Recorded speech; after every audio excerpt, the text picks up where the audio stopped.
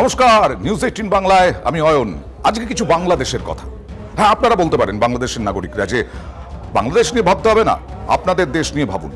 কিন্তু গতকাল সাংবাদিক সুমন ভট্টাচার্য একটা খুব গুরুত্বপূর্ণ কথা বলেছেন। দেখুন, আমাদের দেশে এনআরসি, সিএ এসব নিয়ে যখন শোরগোল হচ্ছে, রাজনৈতিক তুঙ্গে বিতর্ক, তখন কতজন সংখ্যালঘু ও দেশে অর্থাৎ বাংলাদেশে মানে আপনাদের দেশে গিয়েছিল, অনুপ্রবেশ করেছিল বলুন তো।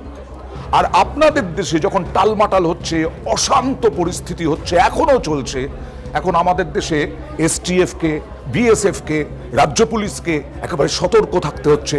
কারণ বিভিন্ন অনুপ্রবেশ ঘটছে, সে সংখ্যালঘু হোক, মানে আপনাদের দেশের সংখ্যালঘু বা আপনাদের দেশের সংখ্যাগুরু।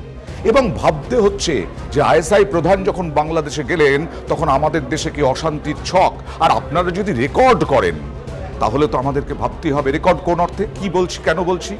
177 দিন 5ই অগস্ট থেকে শুধুমাত্র একটা রাজধানীতে ঢাকাতে 177 দিন, 6 মাস, মাত্র 6 মাস, তাতে 136টা আন্দোলন, অবরোধ, ঘেরাও।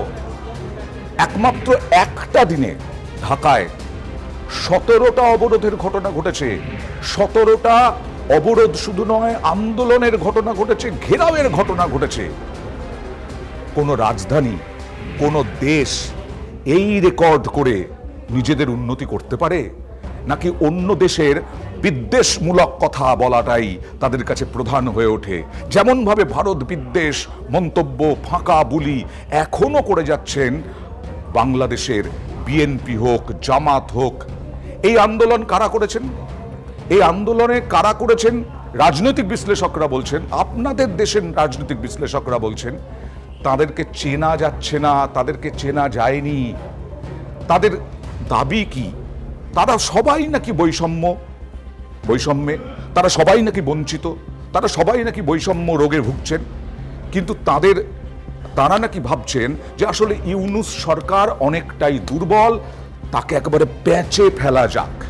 এই ভাবনা থেকেই নাকি ও দেশের বিশ্লেষকরা, আপনাদের দেশের বিশ্লেষকরা বলছেন যে এই কারণে 177 দিনে 136টা আন্দোলন ঢাকায়। মানে বুঝতে পারছেন, জ্যাম, যানজটে জেরবার সাধারণ মানুষ। যেটা রাজনৈতিক বিশ্লেষকরা, আন্তর্জাতিক সম্পর্ক বিশেষজ্ঞরা বলছেন যে বাংলাদেশের সাধারণ মানুষ তারা কিন্তু চান না এরকম পরিবেশ।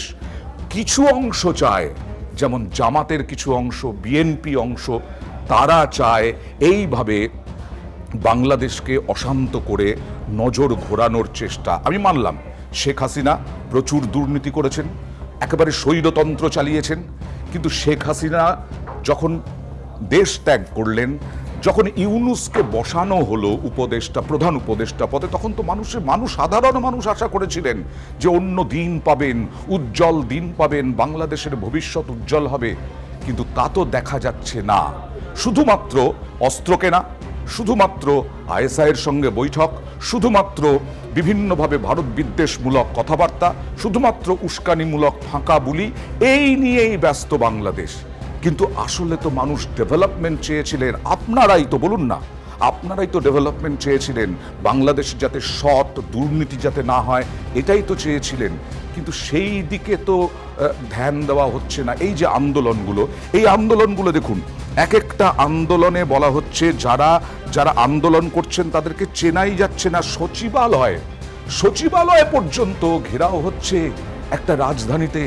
সচিবালয় মানে একেবারে এখন যে প্রধান উপদেষ্টা, তার যারা সচিব রয়েছেন, সেই মোহাম্মদ ইউনূসের যারা সচিব, সেই সচিবদের যদি ঘেরাও হন, তারা কাজকর্ম কিভাবে করবেন? নাকি আপনারা চান যে ইউনূস বেশি দিন ক্ষমতায় থাকবেন না?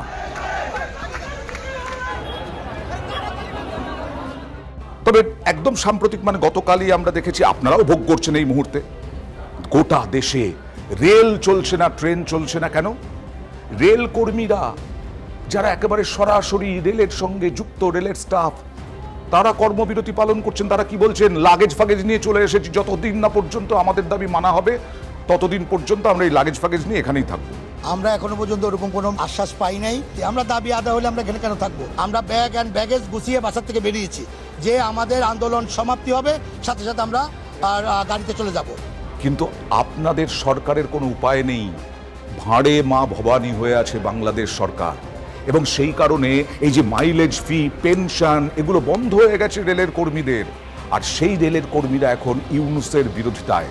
আমাদের যে মাইলেজ সুবিধাটা দেওয়া হচ্ছিল দীর্ঘ 160 বছর ধরে, এটা যৌক্তিকতা আছে বিধায় আসছিল। বিগত ফ্যাসিস্ট সরকার সেটাকে যেভাবে গ্রহীত করেছিল, তার প্রতিবাদে দীর্ঘদিন ধরে আলোচনা চলছে। আপনারা জানেন, যদি দাবি না মানা হয় ততক্ষণ পর্যন্ত আমাদের আন্দোলন চলবে। কি দেখা গেল, রাজশাহী স্টেশনে ঘন্টার পর ঘন্টা অপেক্ষা করে রয়েছেন যাত্রীরা।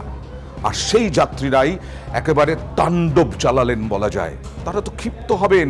একদিকে জিনিসপত্রের দাম বৃদ্ধি, আরেকদিকে গোটা সমাজে কিরকম একটা অচলাবস্থা, অশান্তি, তার সঙ্গে যোগাযোগ ব্যবস্থায় নেতিবাচক প্রভাব।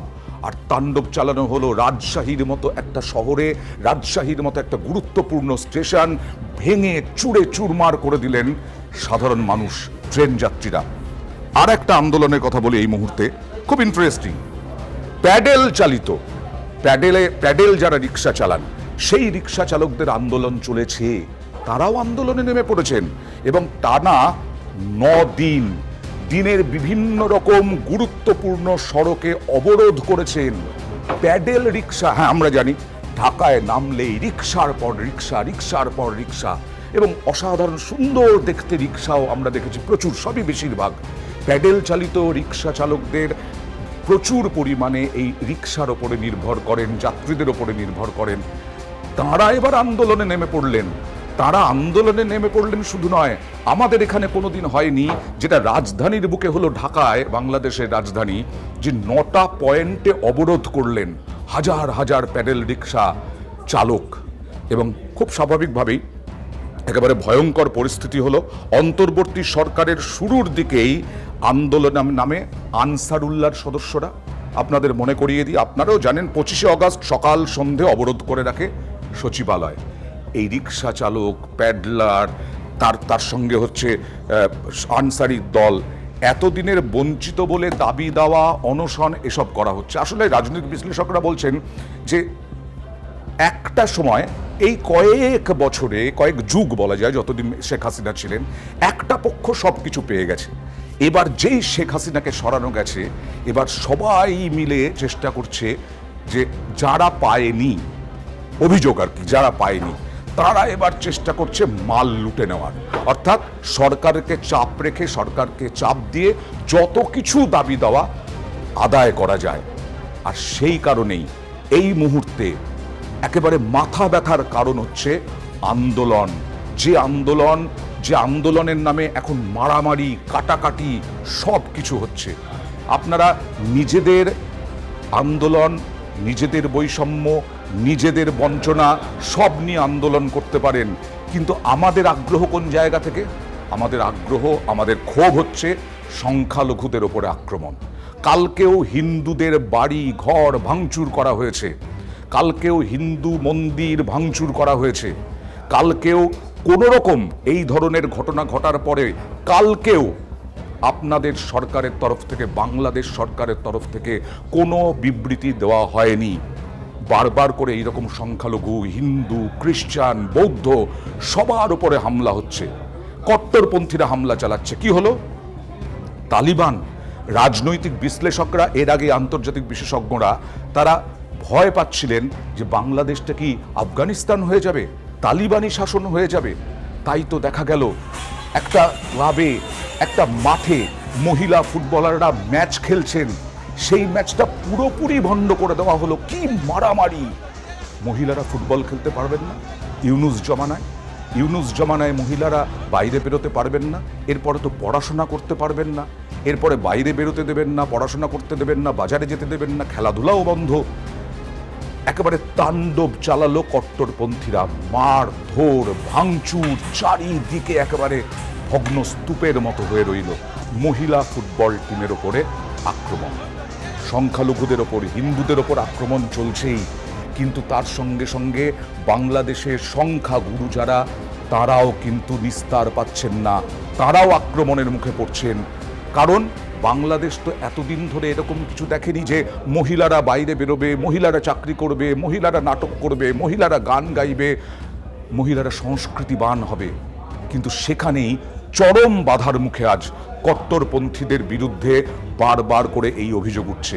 আর সেই কট্টরপন্থীদের ঘাড়ে পিঠেই তো চেপে বসে আছেন মোহাম্মদ ইউনূস এবং তার উপদেষ্টারা। সুতরাং আবার আরেকদিকে আন্তর্জাতিক বিশেষজ্ঞরা বলছেন মোহাম্মদ ইউনূস এখন স্বাদ পেয়ে গেছেন। এই বয়সে যিনি এই চেয়ারে বসতে পারেন তার তো স্বাদ পাওয়ারই কথা। সেই স্বাদ কি পেয়েছেন? একেবারে ক্ষমতার স্বাদ। এটা আন্তর্জাতিক সম্পর্ক বিশেষজ্ঞরা বলছেন। অর্থাৎ তিনি নির্বাচন কেন করবেন? আগে ঘর গুছিয়ে নেবেন তাঁর কাছের লোকদের নিয়ে, তারপরে একটা দল গড়বেন, তারপরে হয়তোবা নির্বাচনে যাবেন, না হলে তার আগে সংস্কার করবেন। বিএনপির কথাও শুনবেন না, জামাতের কথাও শুনবেন না। সুতরাং যতদিন না গণতন্ত্র ফিরছে, কোট আনকোট গণতন্ত্র, সেই গণতন্ত্র ফেরার আগে পর্যন্ত বাংলাদেশ নিয়ে আমাদের চিন্তা ভাবনা চলবে। আবার কালকে আসবো নিউজ 18 বাংলায় অন্য কোনো কথা নিয়ে।